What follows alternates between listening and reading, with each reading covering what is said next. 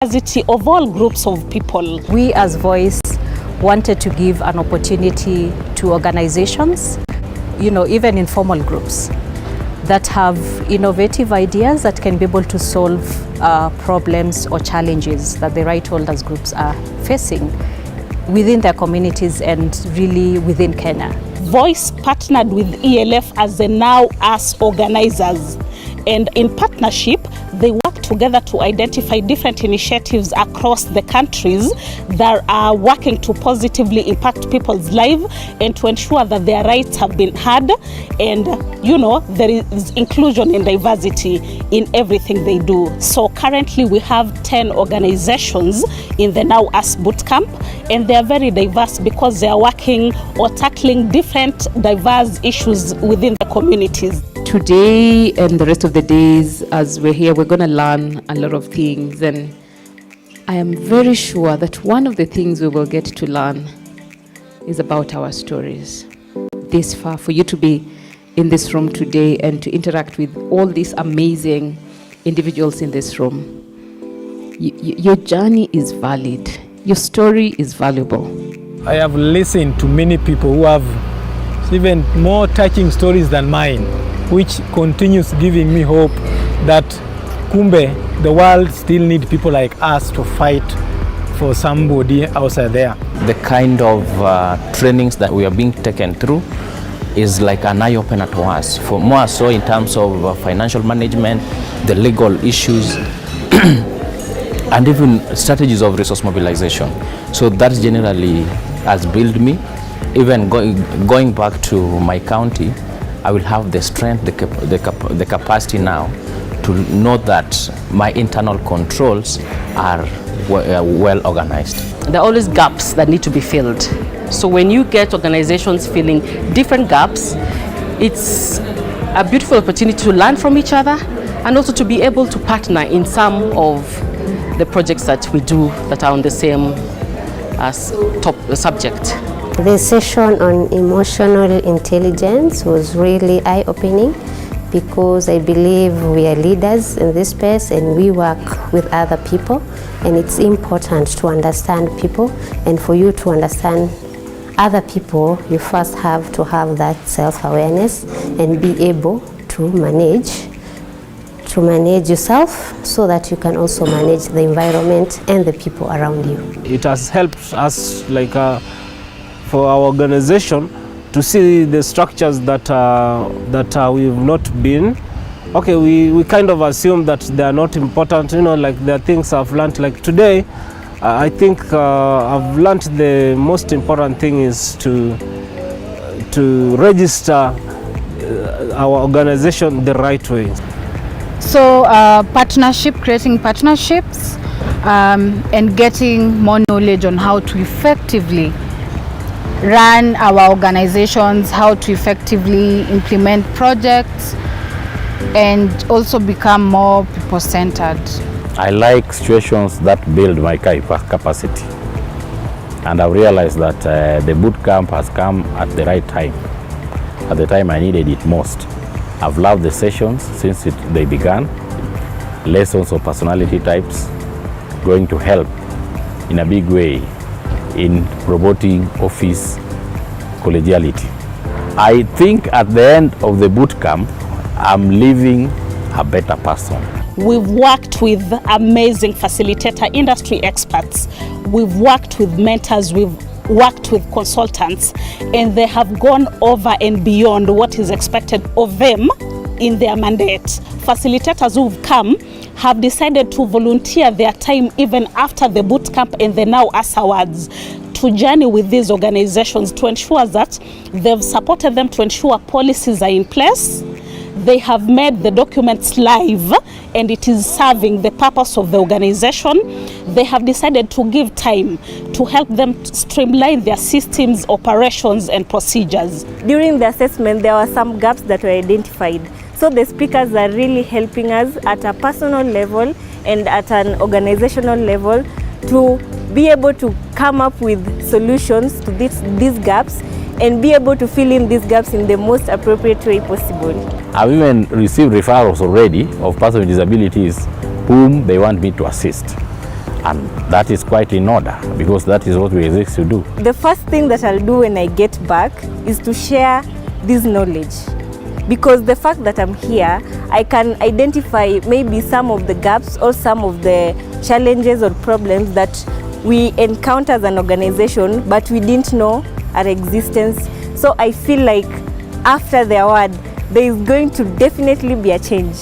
The grand prize is what we're all looking towards, to be able to convince the public that our project makes sense, our project is needed, and it has made a difference, so that we can be able to at least get funding to be able to roll it out to other counties and to be able to also expand. My expectation for the award is that we are going to win. Because when we joined this, we believe there is something we are offering. We are putting something on the table. But we are also conscious of the fact that we are not alone. And we do not like a situation where we portray ourselves as superior of other people. We are here to take advantage of everything that is happening. The trainings, good enough. The win will be a bonus. It will add the impetus on us to continue working. Everybody has a voice, and their voices need to be heard.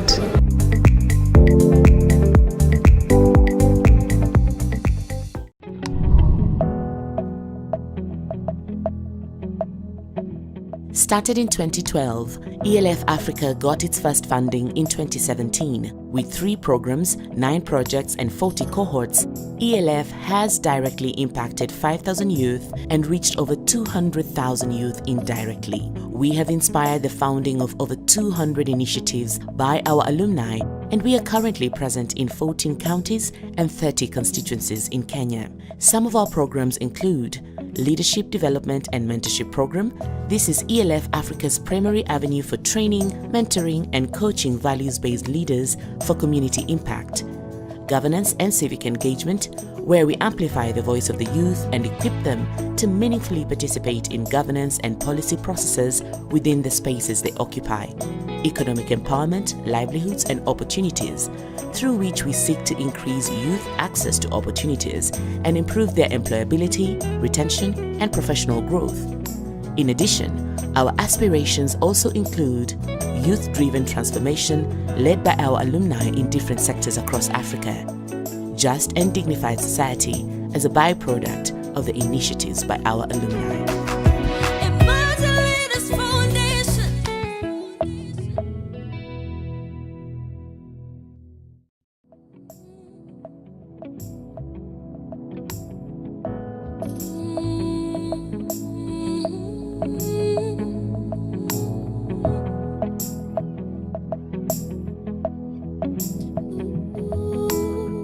Ni wakati wa Afrika kuinuka, dunia nzima yatazama, uongozi bora, udhabiti wetu, ndio umoja, tuungane, tusimame. Rise up Africa, rise up Africa. Emerging Leaders Foundation is a non-profit organization that seeks to serve young people and take young people from the periphery of policy and decision-making processes to the center. ELF is that organization that empowers young women and men and puts them at the center to be seen, to be heard, and for them to be equipped sufficiently to make their contribution to national development. Disturbed by the gender and generational imbalance at decision-making tables, Karen Wakoli dreamt of raising young women and men to have equal access and voice at these tables. One question after another then took me to the place where I said, okay, I have been mentored to be able to participate and make my contribution to issues of policy, decision-making processes, national development. So why can't I then make a space, create a space to allow other young people to come in and learn and be mentored, coached, equipped for them to make their mark in this life. Week after week, she sat under these trees with 12 university students, coaching them through campus life. This is where it all began. under trees. We used to come here, sit down with the girls. By then, the mentorship was only targeting young women leaders, even though later on young men joined. But then we're just young women coming here, sitting down, learning, playing games, enjoying life together, interacting, supporting each other, and growing. And it's now 10 years. It's really unbelievable. Then it was just a dream. But today, each of these 12 girls is a remarkable change agent in their communities, proud that they chart the path for the now over 10,000 young women and men that have walked in their ELF steps. I owe everything that we have in Dadapa to my journey as a fellow at Ladies of Splendor. The idea would not have been conceptualized from my passion to what we are doing now if I did not have that urge from my mentors at Emerging Leaders Foundation to begin from where I was. Such is the impact of our 10 years, and these stories abound across more than 15 counties and counting. I would say the biggest tools that I gained from ELF were the tools of public speaking and public speaking for a cause. Because you can be loud, you can be active, but what exactly are you saying? And so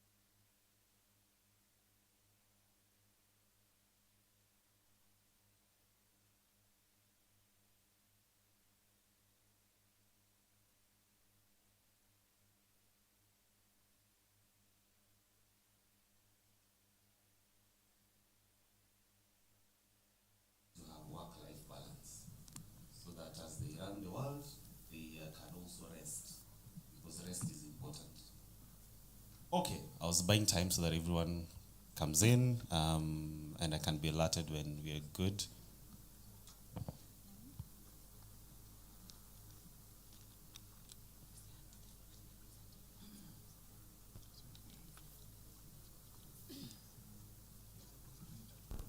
Hi. Before I introduce to us members of the jury, distinguished women and men who have taken on this momentous opportunity to lend us their expertise, lend us their time, their experience, their knowledge, to listen to us and in a way, not really say that it's a grading system, but help us get a formula to share our scarce resources. Ultimately, we need a formula. Otherwise, if we had infinite resources, we would just be Robin Hood and shoot from the sky. So before I introduce them, it's another moment for you to watch yourselves on TV. And so I'm going to ask the media team to play a documentary. Kama uko kwa documentary, this is your moment of fame. Please make sure you can take sometimes I see how people take a picture and then they send to their relatives WhatsApp group and tell them they're on TV. This is your moment. You can do that and send it to your relatives. Tell them you've made it. Tell them this is the life in Nairobi. This is what happens when you come to the city. You end up on TV. So all of them should aspire to come to Nairobi and go in front of a camera. So you guys are good? All right.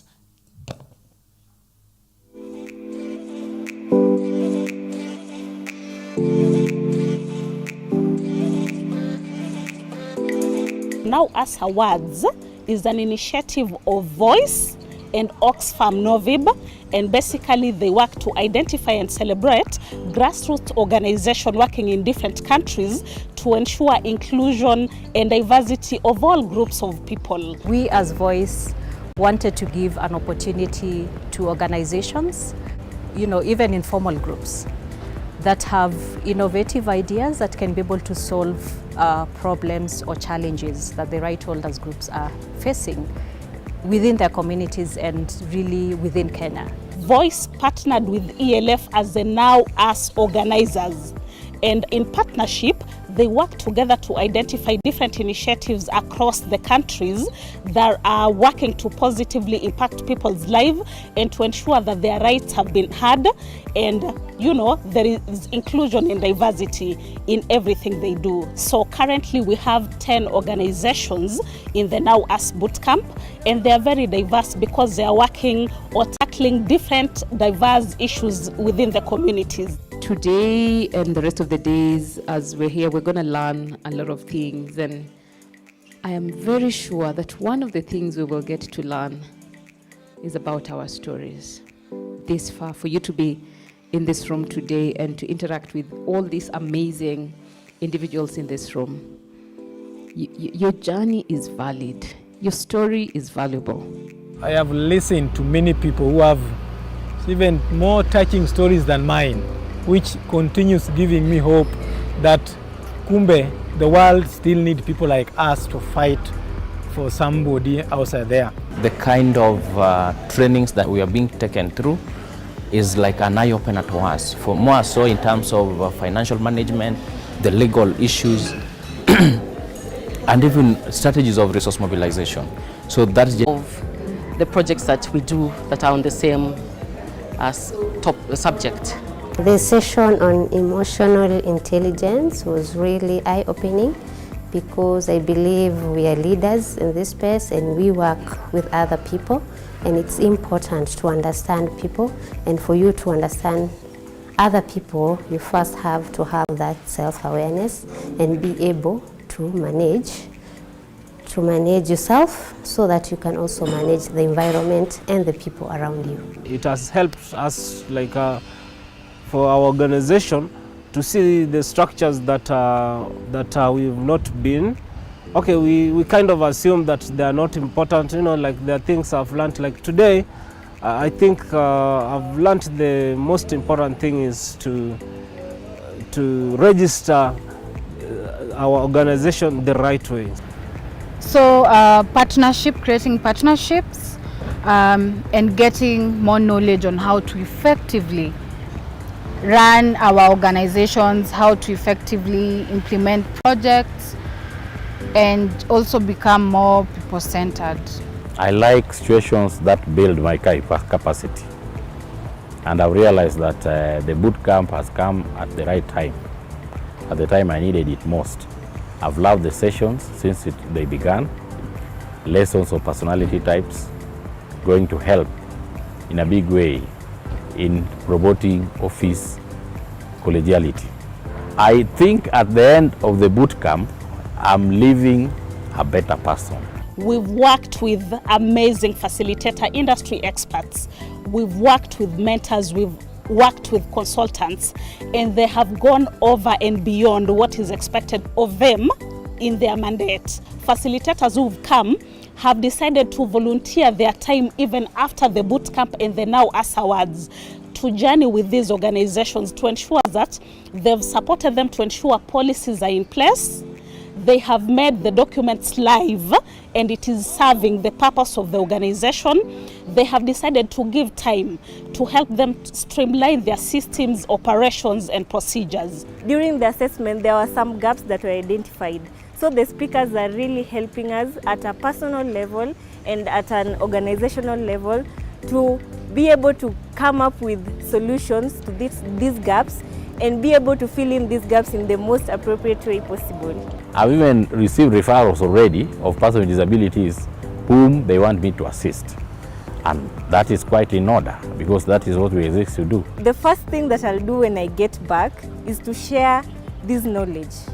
Because the fact that I'm here, I can identify maybe some of the gaps or some of the challenges or problems that we encounter as an organization, but we didn't know our existence. So I feel like after the award, there is going to definitely be a change. The grand prize is what we're all looking towards. To be able to convince the public that our project makes sense, our project is needed, and it has made a difference, so that we can be able to at least get funding to be able to roll it out to other counties and to be able to also expand. My expectation for the award is that we are going to win because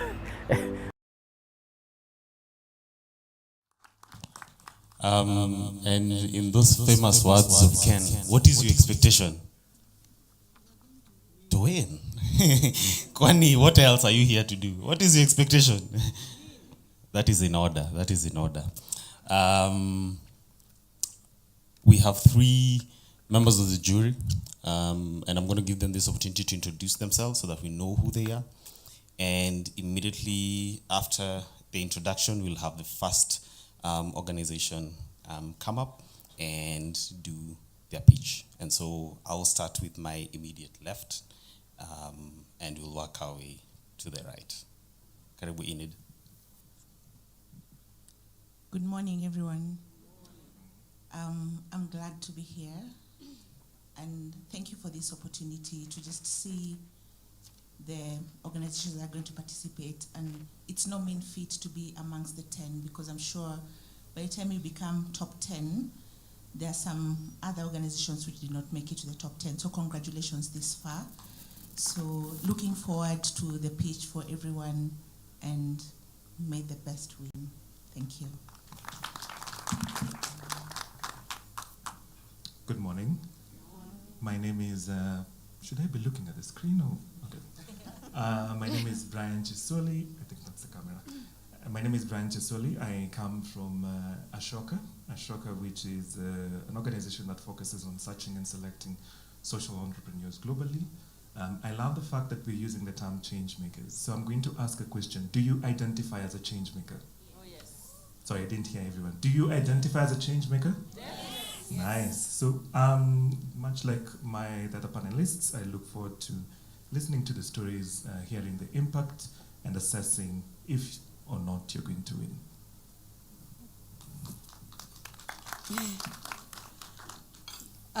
Good morning, everyone. I believe it's still morning. I'm really excited to be here. I think, and I want to echo the words of my colleagues, I mean, you making it to the top 10 is win enough. It means success to you is achieved, and you're just going to the next height. So my name is Roslyn Musera. How do I put it? I keep asking people. I do so many things. I wear so many hats, but I'm a business development expert. I am an investment expert. I'm passionate about sustainable solutions. I'm passionate about people who have a heart for this country, a heart for vulnerable people, a heart for, success. Success for me is something that we must achieve every minute, every day. So I look forward to engaging with you. I hope the best person who wins this does not disappoint us, and I wish you all the very best. Thank you very much.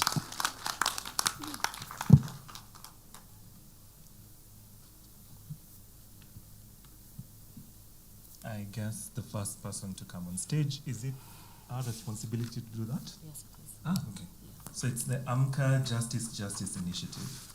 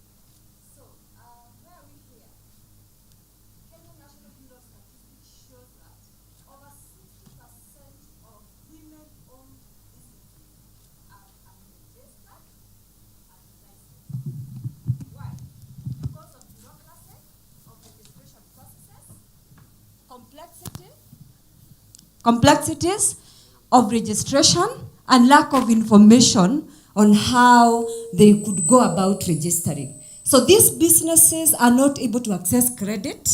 They're not able to access funding, like Hustler Fund, women, all these funding opportunities. Thank you. Right. For me, I am a transgender man. This is my ID. The names and the gender marker do not reflect who I am. Because of this, I am unable to access a bank loan. I'm unable to get a bank loan. I'm unable to access M-Pesa. Reality of many intersex. Easier if if I had changed my names. To address this, AMCA Africa provides free legal services. We also have an e-platform with information on business registration, licensing, taxation, and the change of names for gender minorities. Within 1 year, we have been able to have over 1,200 persons access our platform. However, due to limited resources, we are only able to provide the information and not register the businesses. With this award, we will be able to register over 200 businesses and help businesses and self-help groups and help in matters taxation and licensing. Thank you.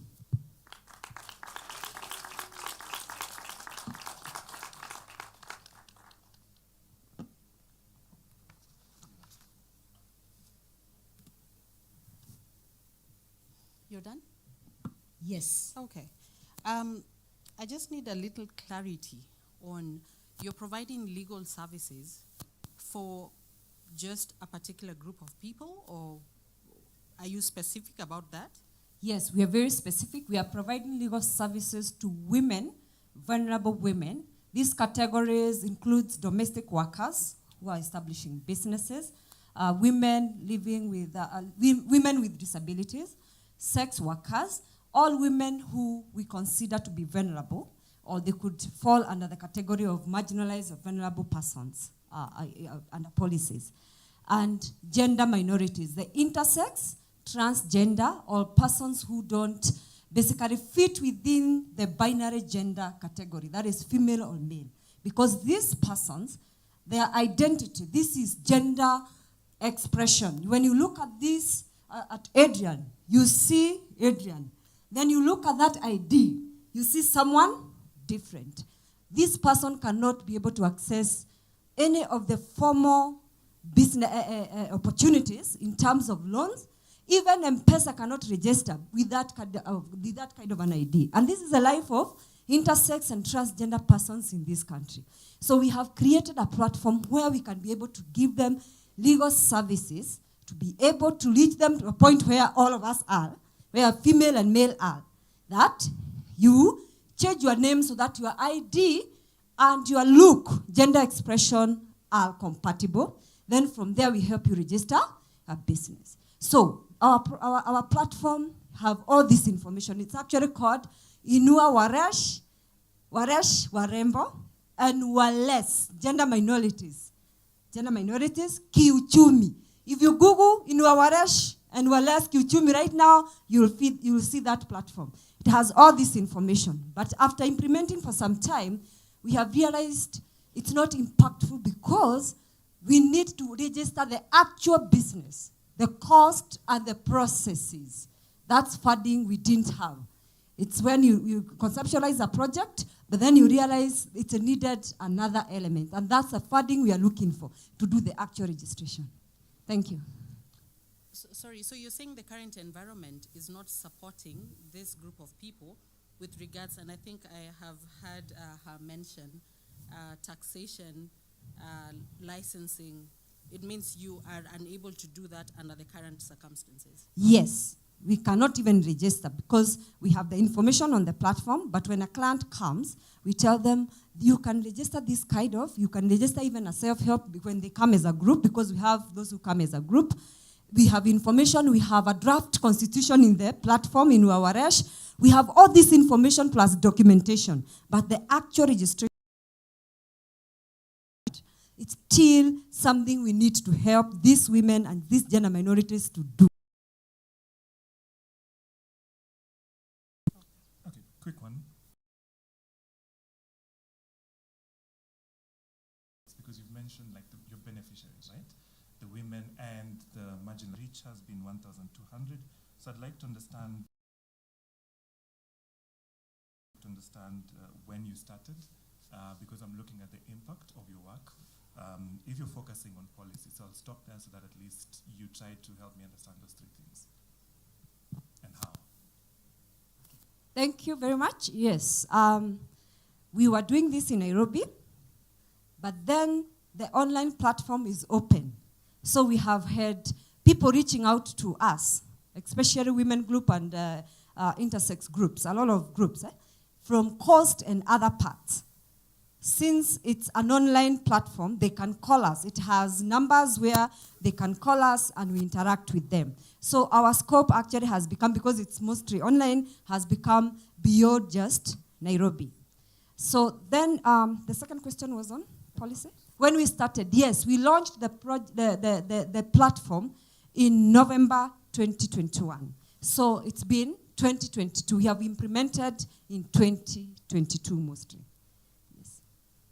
The last one was on policy.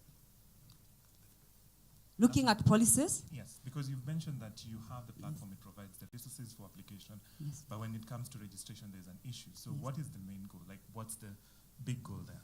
That's my question. Yes. Policy, when it comes to registration, policies are there for women. The only issue is implementation. Women don't even understand the importance of registering the business to start with. So if you're selling mandazi, you just sell. But you don't realize that if you register your business and have it licensed, then you can have a kiosk and sell at a larger scale and improve the livelihood. So but policy is there. It's the implementation and the legal processes of registering a document. An organization is where we are coming in as lawyers. The legal processes. Helping them come up with a document, helping them understand this is what it means, helping them understand what it means to license a business, helping them to understand the taxation responsibility of running this business. Like for instance, how do you register a self-help group? Where do you go? What documents do you have? The kind of stamps you need from people like us, all that. Policy, we are working on policy for gender minorities. And how we are doing that? Engaging lawmakers and public interest litigation to ensure that they are actually recognized in a way that enables them to reach where male and female are, to start with. So then we have us, like this is now us. Now us. Who is us? It is female and male. Them, they are still outside the us. So we are trying to do policy to bring them to us. And then from there, be able to continue lifting them up. But perhaps I can take the next question. No, my question is just simple in terms of financial processes and the amount of money that you need to pay. You say that you need funding so that you can be able to help the actual registration of the business. So for my sake and also for the sake of the crowd, how much does it cost to register a business in Kenya? Okay. So the cost is around 15,000 to register one group. So we are envisioning that once we win, we'll have around 3 million with us. So we'll be able to register over 200 self-help groups and businesses. What's the sustainability? Are you able to, the sustainability of getting money and giving people the cash to register for the businesses? Have you looked for the opportunities to be able to partner with someone else who's already doing the same job in the market? It's a yes or no. yes. Yes, we are trying to partner with other organizations that are doing the other parts. You realize we're only doing one part, the registering and all that. So other partners who are the capacity building in terms of skills, business, learning the business, all these things, we are trying to partner with that. Again, our sustainability in terms of this program and others is that we work with university students who are training to be lawyers. These people are going to they are going to continue with this social justice mindset as they go into their legal careers. So we are going to have a critical number of lawyers who are able to help and continue helping in terms of social needs. Thank you. Thank you very much.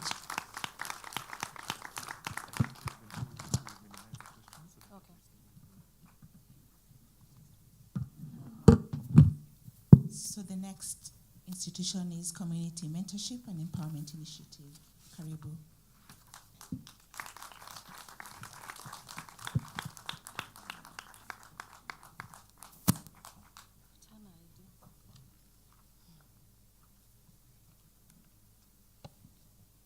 Good morning. I am Nelia Wino and he's Ricky Ochieng from Community Mentorship and Empowerment Initiative in Kisumu County. According to the Kisumu County Integrated Development Plan, 41% of youths are unemployed. The most affected are young women, adolescent girls, and young mothers. Due to this, they are highly dependent on their parents who are not economically empowered enough. As a result, this forces them to go into forced marriages in order to support their families. And due to them depending on their partners, causes an increase in intimate partner violence and teenage pregnancies.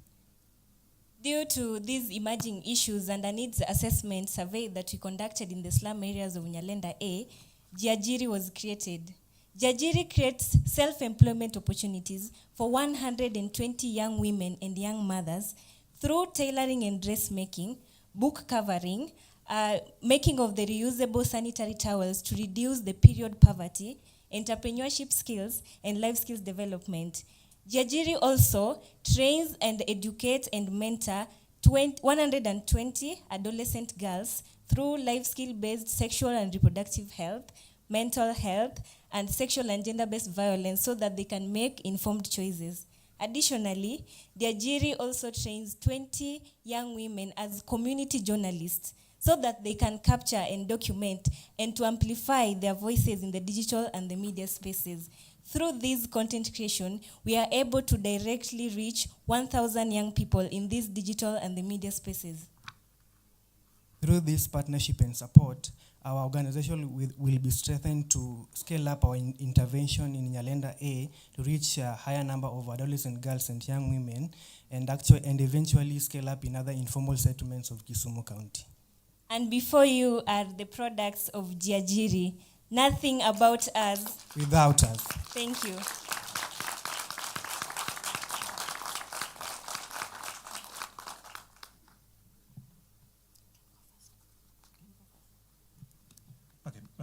Thanks for that. Really short and sweet. I like that. So I will go straight to the problem and the number, your impact so far. So could you kindly tell me when you started? We started this project last year in the month of August. And in tailoring and dressmaking, you need to have a minimum of 3 months to be able to graduate a young woman or a young mother through the whole process and the curriculum in fashion and design. So our intervention... sorry. Thank you.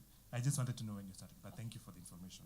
It's because of time. So my question was on the impact. You said 120. Could you kindly tell me how, give me a success story. You have you two, but give me a bigger success story.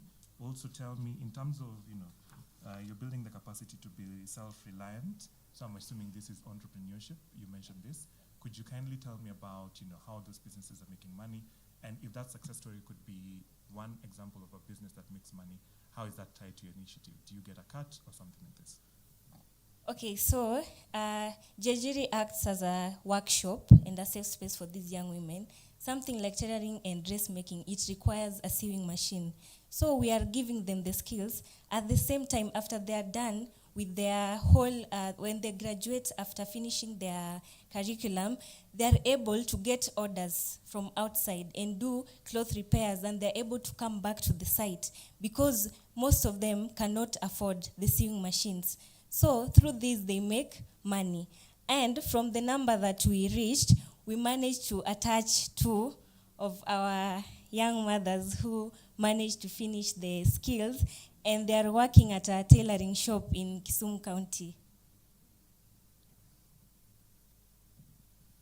You've said that you work with young adolescents. I'd love to know, what are the ages, like the average age of the young adolescents that you're working with? Okay, for the young adolescent is the age of between 15 to 19 years. Do you get, okay, considering that some of them are minorities, are you able to get permission to work with young people under the age of 18 in Kenya? Yes. How do you go about that? We have a safeguarding policy, which allows us to actually seek consent from them and from their guardians or parents. And through that, we are able to protect them and also work with them. Mine is to just find out how much does it cost to set up, you know, like for you to train fully a woman to be able to be impactful. And secondly, I'm assuming you have a strategic plan. In a span of a year or 2, how many women do you hope to convert from a place of lack to a place of making something or living a dignified life? Thank you. Our yearly target is 240. That is 120 for the young mothers and young women, and 120 for the adolescent girls, and 20 young women as community journalists. And at the hub, a sewing machine costs 20,000 Kenyan shillings, and due to the ratio, so we'll actually require machines depending on the number of cohorts. Yes, so in each cohort, we are targeting 30 young women, so we need a ratio of maybe 1:1 or 1:2. Last question. If you buy a machine for a young person, do they go with the machine or they leave it in the initiative that you have? The machine that we buy is actually for the workshop. So it's they are the ones owning it, but they don't go with them to the. Thank you.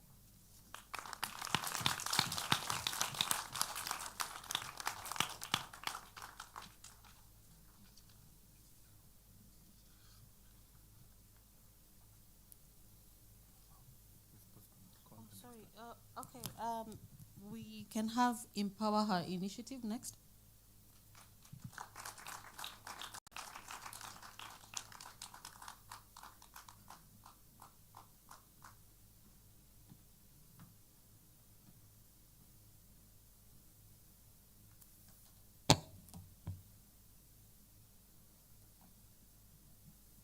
Are we good to start? Okay. Hi, my name is Nancy. I'm the project lead at Empower Her initiative. I'm Kennedy, the M&D lead. I'll be coming to you shortly with our product so that we may have a feel. Empower Her is a non-profit that operates in Western Kenya to empower women and girls to become agents of social and economic change. So for a year and a half now, Empower Her has provided employment opportunities to women with disabilities and manufactured and distributed sanitary pads to keep girls in schools through our Tunza project. Research has shown that 65% of women and girls in Kenya have inadequate access to sanitary pads. And in addition to that, 1 million school-going girls miss out on an average of 4 school days each and every month during their menses. Did you also know that 67% of people with disabilities are unemployed? Our Tunza project bridges this gap by employing women with disabilities who in turn produce our menstrual health products. So this pad can last up to 5 years, and with just 1 pack, a girl can stay in school. We also have an innovative payment wallet that allows a girl to access a sanitary pad from as low as 10 shillings a day. And in addition to that, through our monthly gatherings for women with disabilities, they are able to access information on menstrual health management. So over the years, we have produced and distributed 12,037 kits. We've also employed 10 women with disabilities, and 83 women with disabilities have been educated on menstrual health management. So over the in the next phase, we seek to expand our production units and double the number of the rights holders we've reached. And we seek to expand our production unit so that our supply meets the demand. And so, dear judges, I'd like to invite you to make an investment that will transform the life of a Kenyan girl and a woman with disability for good through the NAWAS Awards. And to the audience, I invite you to partner with us in kind or in cash to make this a reality. Thank you.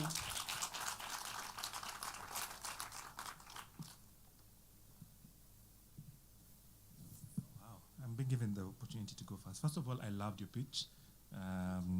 I like the way you identified the problem, spoke about your beneficiaries, and the use case. That was really lovely. So I appreciate that. My question is: you started the ask. You've told us like how you're moving forward with that, and you've told me, wow. Is it just in Western, and do you know the competitors or some of the other key players who are in this space? Because I'm aware of them.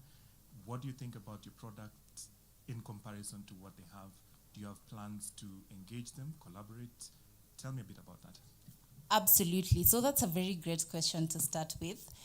So we have started with Western Kenya and particularly Kakamega County. However, we are looking to expand throughout the country because this is not just a challenge that's facing one county, it's facing the entire country. And so we understand that there are other producers for reusable pads, and our competitive advantage is that we have an innovative wallet payment system where a girl can pay from as low as 10 shillings a day and access their sanitary pad. And then in terms of collaborating with them, that's an area we are working towards because we understand that it is important for us to synergize efforts to achieve our goal of increasing menstrual health, increasing access to menstrual health products by women and girls in Kenya.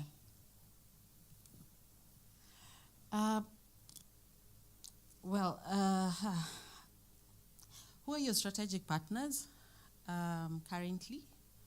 And what is the cost of production for this kit? And how long does it take you to produce this? And again, in your strategic plan, I'm assuming you have one. Yeah. What is your expansion scope? Does it lie beyond Kakamega? And how soon do you expect to do this? Are you just focusing on Kakamega, or do you in which counties will that be? Absolutely, that's a great question as well. So in terms of strategic partners, we've had partners from the county government. We've also had individuals who have bought the pads to go and give it to they've bought it for girls. We've also had our partners as schools, some of the schools that are willing to get the pads for their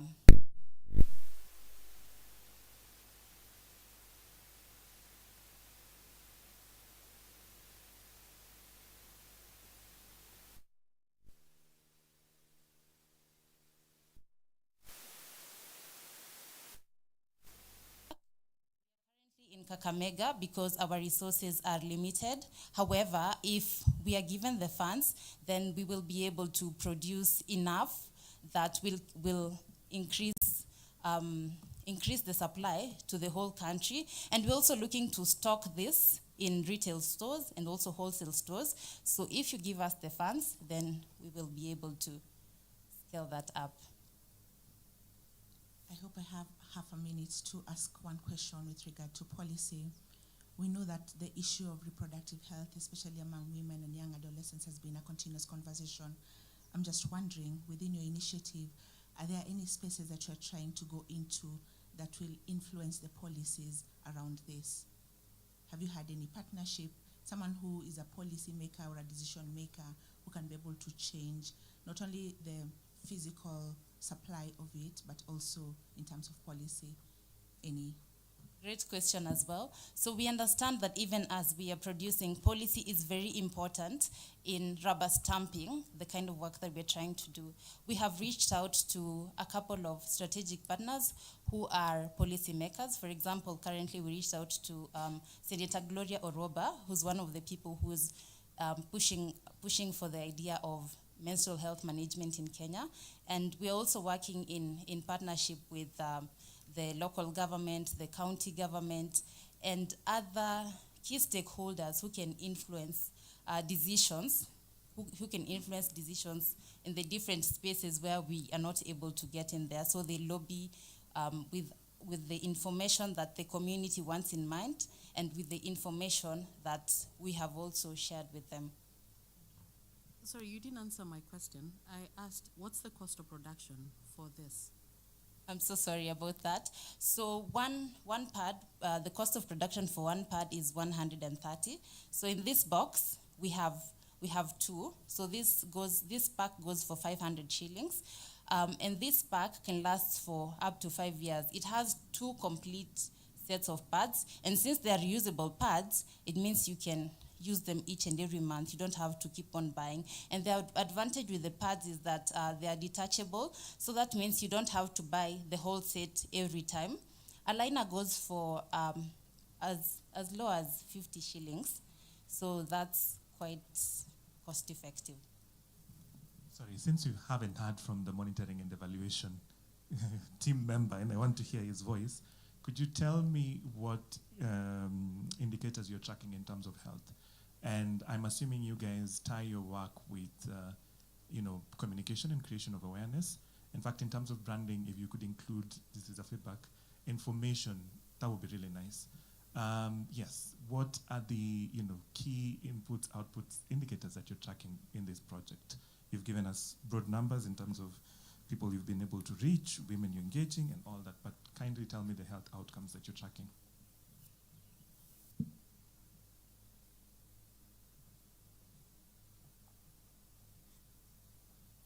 Requested me to step in terms of the health outcomes, because a lot of things he does is numbers, and sometimes the terms can be so confusing.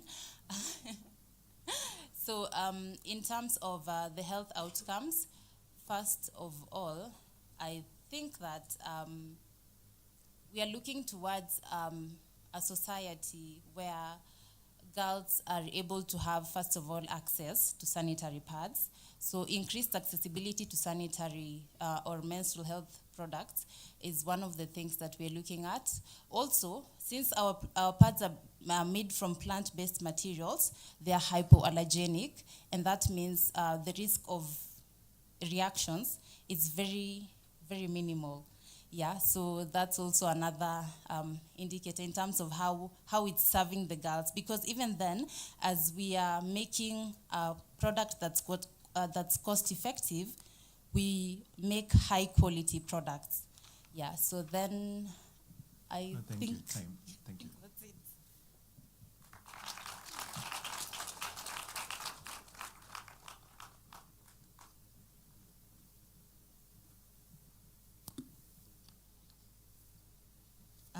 The next is human development and Huda, I think. Human development agenda. Thank you.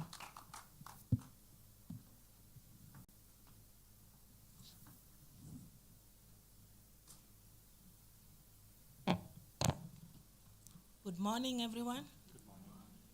My name is Mebakari, and my colleague here is Kashi. We are coming from Huda. Huda is a grassroots organization founded and operating in coastal part of Kwale. I just want you to hold your breath for a moment. and ask yourself this question.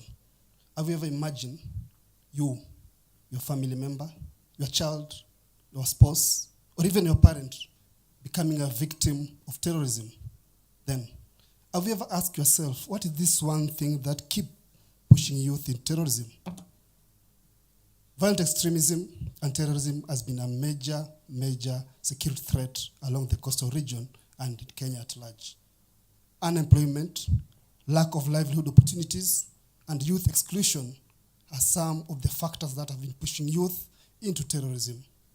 Kwale County alone has lost 60 energetic youth in the name of terrorism.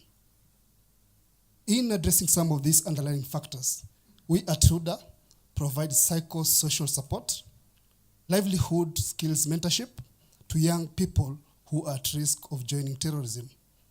The idea behind it is that we provide them with alternative routes so that they can provide or upscale their livelihood and even participate in key decision-making on issues that affect them. For the last 2 years, we've been able to mentor, impact, transform, and reintegrate 194 youth who disannounced a crime to become good people in the community. Out of the 194 youth, 160 of them were able to be enrolled in TVETs, whereby they're able to get skills and they're continuing in building the nation in different spheres. In the next 1 year, our plan is, again, to impact 120 youth who are likely to join crime. Last question. Have you ever imagined what is this one thing you can do to stop terrorism? Because if you don't act now, it will walk right away to your doorstep. Thank you so much.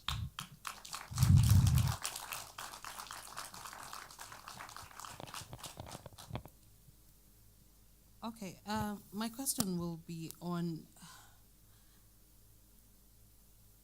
the conversion of youth into what exactly? So what exactly are we converting them to do? And secondly, I would also want to understand the impact of, you're talking about you converting 120 youth this year. What's the impact like? What does this mean for Kwale? And what's the impact of those you have already converted? Because I just want to get a feel of what does this mean? Thank you so much. In terms of looking at impact, I want us to look at the global impact of terrorism. What happens in the world and even in our country regarding terrorism. As I've said, is that there are those issues that keep pushing youth into joining terrorism. And the impact we have as a society, from the village where I come from, in fact, the 60 youth I'm speaking about are people from my village, the people I know who actually have fallen into terrorism. So what we do is provide them with those gaps, fill the gaps that exist in the community. One is make sure that we provide them with livelihood skills. What we normally do, we get these youth through a process of mentorship, and that mentorship process takes a minimum of 6 months. So within that process of mentorship, they're able to be mentored. We are able to identify their skills, their talents within them, and we are also able to actually take them to TVETs, whereby they're able to access livelihood opportunities, and these are sustainable livelihood opportunities that will enable them actually continue, engage in the community, providing for themselves. Because one key factor that pushes youth is actually they're looking for livelihood opportunities, and the only alternative, easiest opportunity to have by joining terrorism. And sorry, who are your strategic partners in this case? Okay, this is a huge program whereby we can't work alone. And some of our strategic partners we work with, one is the national government, 2, the county government, 3, we work with the private sector. Because again, for us to transform a team of 60 youth, it takes us about 3 to 8 million within a period of 6 months. We can't afford that much. So what we normally do, we bring on board the county government, bring on board the national government, the private sector that exists within our community, and the civil society. So, quick fire questions, and just keep it as brief as possible because of time. I want to know the population of Kwale County because you've mentioned 194 youth. I find that number a bit small, in as much as 160 youth have transitioned into TVET institutions, so I'd love to know that. You've mentioned national, county, and private sector. Could you kindly give me the numbers of, say, projects that you've done with national, county, and private sector, and how many partners you have, numbers, just the numbers. Thank you so much.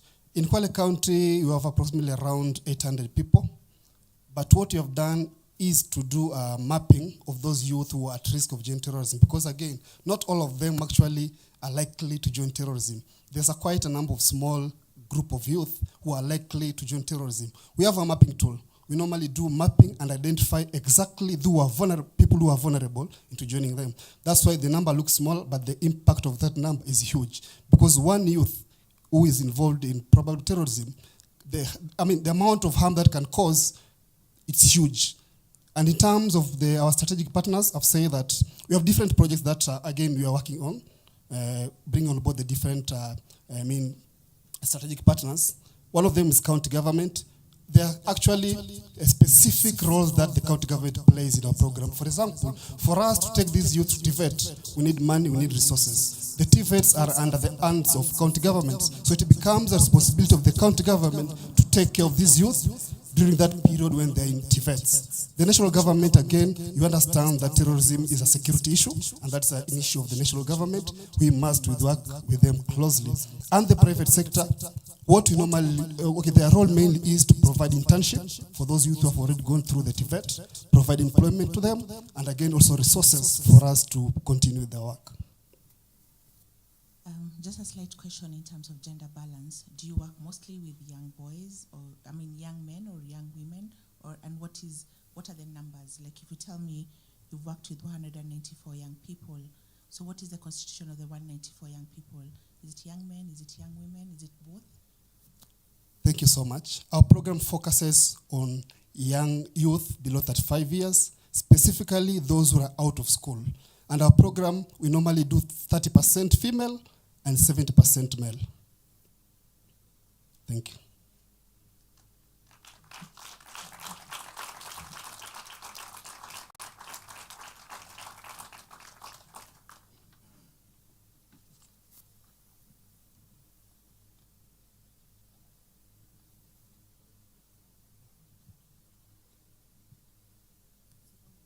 So Migori County Youth, right?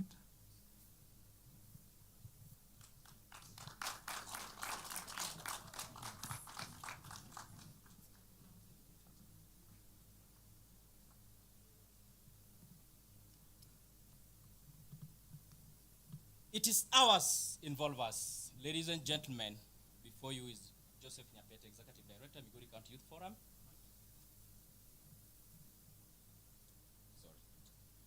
It is ours, involve us. Ladies and gentlemen, distinguished judges, before you is Joseph Nyapete, Executive Director, Migori County Youth Forum.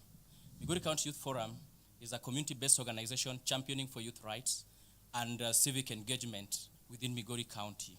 With me is Gloria Chola to give more insight. Migori County has a population of 1.1 million according to 2019 census. 70% of this population is made up of youth who are heterogeneous with different backgrounds, skills, and capacities. The youth, being the majority of this population, have not had an opportunity for their voices to be heard in major decision-making processes. Despite the existence of policies and laws within this county, these youths are still dismally involved in platforms where critical decisions about them are made.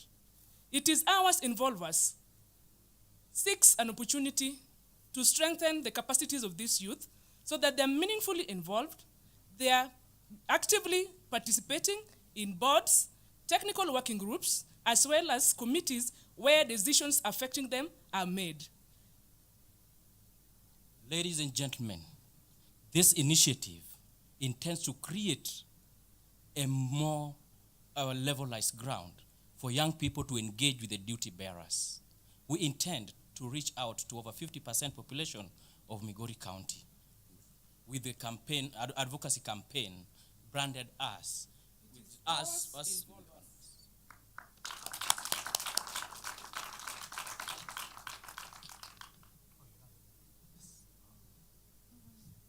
I guess my question is quick one. 50% of the population in Migori. Kindly state the 100% population. What does that number represent for me? Also state for me the what she asked earlier on, the cost of involving these young people. How do you sustain yourselves? And the impact so far. How many people have you worked with and how that looks like currently?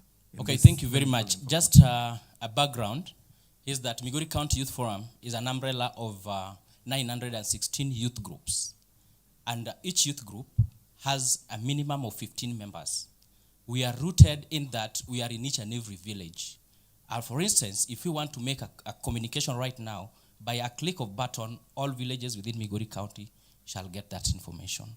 So in terms of 50%, we intend to use our grassroots networks, which are in each and every village, so with key information on advocacy, so that we can reach a bigger number. So that is the strategy that we have. And in terms of exact number, she has just mentioned that Migori County has a population of 1.16 according to 2019 census. So out of this, between 65 to 70% are young people. So we intend to get 50% of 70%. I want to tell you that so far we've involved around 45,000 young people across Migori County actively. What is the cost of running the program, like for the young people, for the different cohorts that you have? Because our costs are guided by our strategic plan, because majorly Migori County, we work with, we focus on working with volunteers, and the costs are being guided within our strategic plan, and every time we want to, every cohort, we develop a budget, and you find that budget varies as per the cohort. Who's your strategic partner? Number one is county government, because we intend to roll these activities within the county government. And as we will be championing, we are championing for youth inclusion in various committees within the county government structure. So the county government and the national government are our key strategic partners in this, because this is where decisions affecting the lives of young people are being made. So once they sit with the county government officials, the national in committees constituted by the national government officials, their voice will be shared. We'll be moving from demanding for our rights to a levelized ground where we'll be sharing our interest as young people. Okay, so briefly, just tell me when this was founded, and when you were founding this entity, what was the gap? What was the problem? Because what was the county not doing? And why did you feel that youth need to be enlightened or empowered? So what was the problem statement here? Okay, thank you very much. Migori County Youth Forum was founded in 2012. And the main reason as why this initiative kicked off is because if you focus back in 2007, 2008, young people were in front, were being misused by bad politicians. And you find that politicians only involve youth during campaign. So this one struck our mind as young people, so that we look for an alternative way on how best we can engage these young people so that they cannot work with us for their interest, but work for us, for solving our problems that we have. And I want to report to you, since this initiative, if you go currently even to appointments, not based on political relevancy, composition of young people in various committees, you will say Migori County Youth Forum has really done it. Young people sit in those tables to make their issues and voices be heard. Last question. Do you have monitoring tools? Yes, as an organization, we have monitoring tools.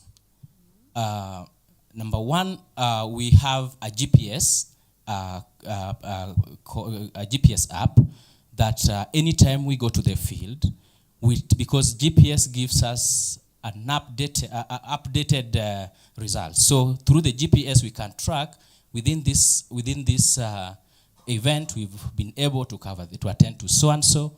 Then another monitoring tool that we also have is the participant list that we sometimes use during those events. So basically, those are some of the monitoring tools that I can't mention now, but we look forward that if we are lucky to get this fund, we are going to expand our area of coverage. Thank you.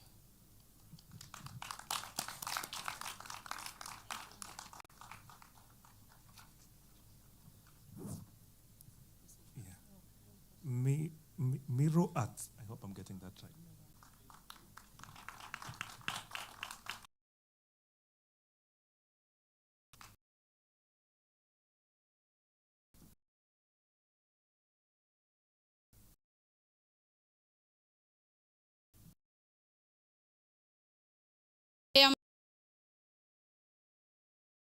And we are both from Mira Arts.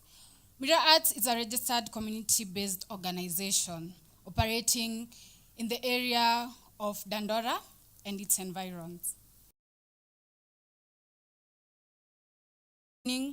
Mentorship and mentorship through performing arts to lesbian, bisexuals, queer, and gender non-conforming identifying artists, so that they're able to express themselves authentically. These artists are usually frustrated and often stifled when they try to express themselves and communicate their issues in an artistic manner. So with this award, we'll be able to curate performances that focus on the issues that affect them, such as sexual reproductive health rights, mental health, and security. It will also go towards creating safe spaces and grounds for them to engage the relevant stakeholders so that improving their lives. It will also go towards creating a livelihood for these persons and also for them to experience community. It is said, if they come for me in the morning and you're silent, you might possibly be screaming when they come for you in the evening. So I would urge you to rally behind us, to remove the attention from the bedroom to the real issues in our society, as Honorable Sifuna said. So, yeah, through performance art. Thank you.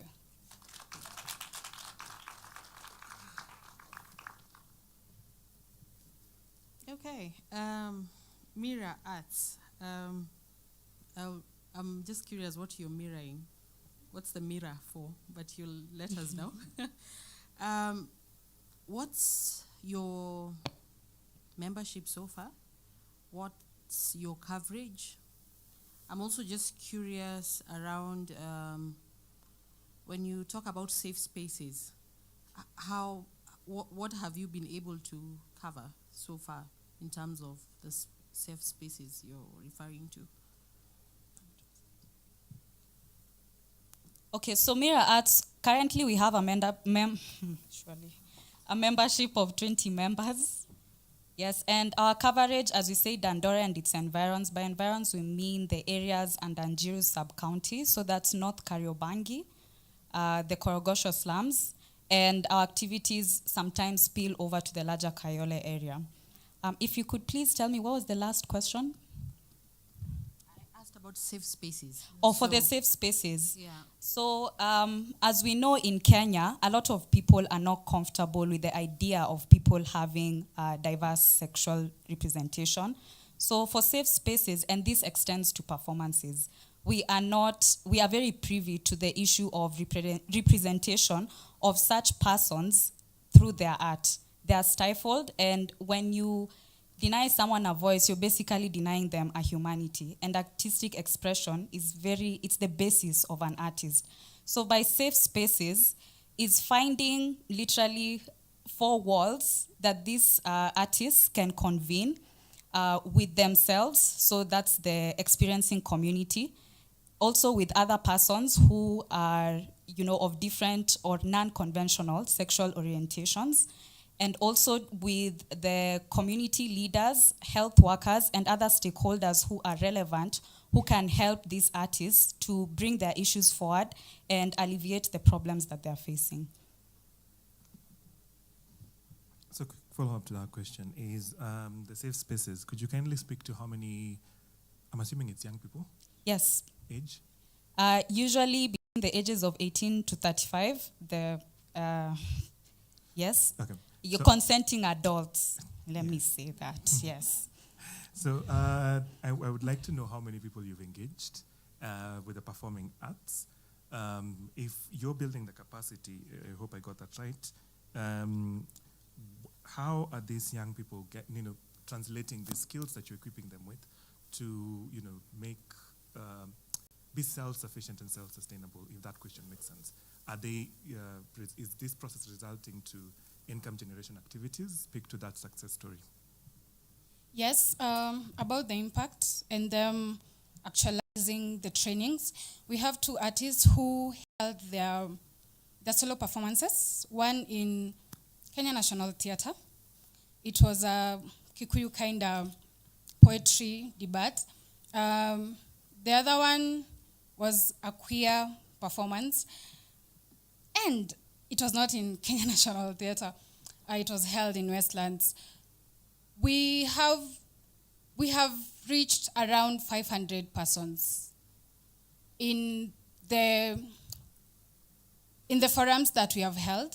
We have engaged them on topics, SRHR, GBV, and security, and those who have been able to attend our performances.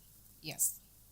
Just to firm up, this particular person who had their performance in Westlands actually got the courage through our performance and training to go to a DJ college and start DJing. It makes us really proud. Also, another one was able to, from the activities that we do, from the ticketed shows and the income that they gained from participating in our performances, was able to get money for recording sessions and was able to record 3 songs, so they're working towards an album. And the other one for the Kikuyu play, this person had never been on stage before until he participated in our most recent performance, Comrade Massa, on civic participation, and he was able to actually get on stage and do his thing. So those are some of the success stories about the persons that we've reached. What will this money go into? Okay. Yes, given the opportunity. So the money will go into, we, Mirror Arts, being a CBO, we are focused on performance art. So in a nutshell, we are actually a theater and performing arts group. So our primary method of relaying our activities is through performance art. So that's theater plays, spoken word events, and also rap sessions. We might even expand to dance. Yeah, that's a story for another day. But mainly curating the performances, because performances cover everything. They give us a chance to engage with the larger community who do not necessarily identify with these identities, also with the stakeholders, educating them, giving them cathartic release. If you are familiar with mental health, you know the importance of art therapy for, toning down, or for lack of a better word, you know what art does to your psyche. Yes, so the curating of the performances and also going towards facilitating safe spaces. So it'll also look, some of the money will go towards getting an office or a building within our community where they can actually come if they want someone to speak to, somewhere they can hang, somewhere that is safe, that is for them, that they are identified, that they can be themselves and enjoy their basic right of humanity. I'm looking at sustainability and actually resource mobilization. You said that you've had like 5 people attend your forums. Are you, 500, sorry. Are your events ticketed? Some of our events, actually most of our events are ticketed. How much is a ticket? Can range from 750 to 1,000. And other forums, the participant just contribute to making it not really a profit affair, just for us to get a safe space and maybe for the refreshments and us to sit down, have a community and have the conversation that we need to have.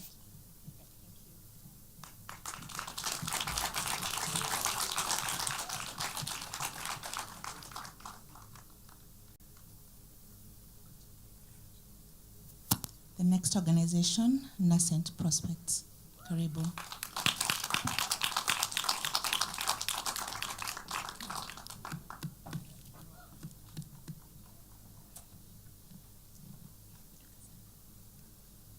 Hey! 2023. Theme, digital. Nascent Prospect ilikuwa imeona mbali. This is my colleague, Eddie. We work with rural women in Kitui, Makueni, and Machakos. How? We provide a digital mobile platform that keeps records for table banking. Let me tell you. One county, 156 chamas, 5,000 women who are digitally enabled, 241 loans in circulations, worth 7 million. So tumejaribu. The 2016 MSME report stated that we have about 7 million businesses in Kenya, of which 80% are completely unlicensed. And of these 80%, 60% are fully run by women and owned by them. This could be our mothers, our sisters, anyone who is related to you. When currently what is occurring is that these women do not have access to financial services and other services that are related to information, then it continues the cycle of poverty, which means that we do not get to develop our rural areas, and most of the development is focused in the urban areas. We are hoping the solution that we currently have is that the system that she has spoken about is to keep records of their loans and their repayments to build a credit scoring model through which we can partner with other organizations that will give them access to financial services and other benefits that are provided through the use of data. When we get our partnership with the organization, we would like to scale to more than one county, as you've heard, we're just in one county, and impact more women so that they have access to services that will benefit them and better their lives. As a summary, it is the African proverb: empower a woman, empower a village.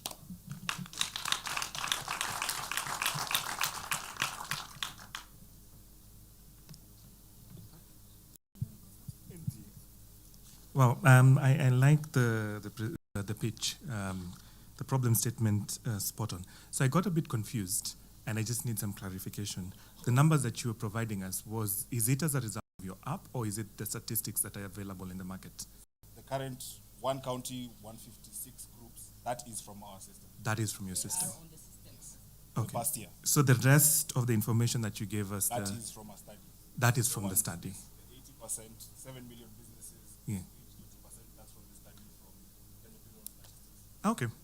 Okay, I got confused hapo kidogo, so thanks for that. So how long have you guys been in the market? The second question is, the chamas exist, right? The informal banking and notable banking systems, and you're informing the women on how to then use these opportunities to get access to financing, right? So my question is you're monitoring the data, you're doing the data collection. What data are you collecting? How are you dealing with defaulting on the platform and ensuring that these women can continue accessing these finances and minimize the default rate? And your scale up, I'd love to understand that. Okay, so with regards to our inception, we started the app in November 2021, just slightly after COVID. And just to clarify, we actually don't give the loans, right? So currently, as chamas exist, the money just circulates within the group. And so what we're doing is we're keeping the records, and when, say for example, a member of a group takes up a loan, what we want to make sure that we capture is their repayment process, because that will help us in building a credit scoring model. For example, in the past year, shortly towards the end of the year, what we've done is we've partnered with agribusiness, which provides seed inputs. So the guys who they provide inputs are guys who have records of how properly paying, because these are the same people who they will come and uptake the produce and expect them to pay on. So that's the reason why we're keeping records, to build the credit scoring model. Was there another question I missed? In terms of impact, yes. I would like to know, from the records that you've kept since November 2021, how many women have been able to access formal loans because attributing it to the fact that they got records from you as an organization? We haven't partnered with anyone who's giving formal loans yet, so we're still looking for our partners. Right, currently we're talking to 4G Capital, who are currently operating out of Machakos County, to give loans which are formal, but so far we don't have those. What we've done is we've been able to aggregate for different services which are based on credit scoring. So there was a question on the data collection, and I like the question that you just responded to, right? If you're collecting this data, what is the plan? Like, you're using this data to inform something. What are you informing? So, on who? Said, is the information, we want different partners, right? The services that these women are lacking access to, as much as, yes, there is formal, direct formal financial services, there are other services that are useful in terms of, if we know the repayment process, which is how we build the credit scoring model, is that we will be able to give them access to services that they generally would not have access to. So 4G Capital provides access to loans, but they use non-conforming forms of credit scoring, which is why we're looking to them as a partner. Just to add on to that a little bit, the other reason we actually started this platform is we also do a bit of, we do governance training. So we get the women in some kind of training, and they all seem to huddle up because they're in the same chamas to kind of find out, did you get my payment? My payment book says this and this, can I get a loan, or that kind of thing. So what we wanted to do is give them easy access to their information, because you can get onto the app and just look at your statement per se. So at least that was one of the things that got us to start seeing, okay, this would be helpful to them. One, they can access their own statements. Two, it will help them also be able to build what he's saying, the nice history that I can say, by the way, I can repay. And I have been repaying this loan for this long, and I haven't been able to default. So that was how we got there. Thank you. I'm interested to know what you'll use the money for in this process. If you're a winner, what will you use the money for? So we would like to operate out of more than one county, right? So currently the training process is a bit costly, because to mobilize these women from upcountry, we started in Mwingi constituency, right? And that's very close to Garissa. So getting these women together to train them is slightly challenging in terms of finances. So far, the groups that we've been able to reach, we've reached 156 chamas, and it comes to a total of 5,000 women. Not all these women also have smartphones. So the ones who are actually on the platform are 2,500. The other 2,500 rely on the leaders of the groups to give them the information. So we'd like to be able to provide the training for more constituencies, as well as different counties, as well as provide facilitation that can assist in, if a group doesn't have anyone with a smartphone, we can help in that area. The other thing we've also done is that on the platform, we have a hub part which we can post photos and messages and little videos, so that it's not only about checking your balance or your statement, we also can use it as a tool for engaging with the women and empowering them. So governance, are you in public participation? Like a small video, we can still put it on the same app, so that at least that's an value added, just to be able to empower the women a bit more. You already have circulating money, but what else can you do within the community to make a difference? I love your idea. So I have a lot of questions. Sorry for keeping you here. The question that I had was, you mentioned the app as a key solution, right? The platform you're using. Have you considered USSD, what that looks like? And what are the limitations that have prevented you from scaling from 5,000 to Mwingi, I hope I got that right, to the neighboring counties? Because if you see the problem and you see the opportunity, given the opportunity is 7 million, and 241 loans and all these chamas available, what has prevented you so far from scaling? Yes, so the first part of the question, the challenge that we've had is that I think we are very relational. So digital training is very difficult to encompass to rural women. when you provide a video and you're not there to explain how things work, they're not going to take it up. The second problem that we have is access to smartphones, right? As much as statistics say that, at least 80% have, not all of them have. So we'll find that in one chama, 2 people will have a smartphone. And then now maybe other people will just have a SIM card. And what happens is when they have their weekly meeting, I'll give my SIM card and I'll check my messages and respond and blah, blah, blah. So now that is the same scenario. So what we do is we will enable one person, like the group leader and the treasurer, to have access to all records of the chama, and they can give the information to the relevant members. The challenge in now scaling up is due to the lack of capital, because we've not provided it as an open platform yet, right? We needed to test to make sure that the actual data is beneficial rather than just collecting data and keeping it for nothing. One of the challenges is because we need capital to be able to assemble these women and train them.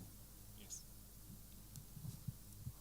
Okay, this is pretty much my space of liking, but I'm getting lost because I'm trying to understand. You designed an app to, in my view, to sort of enlighten, empower, and more informative in terms of options available for women out there in the financial space?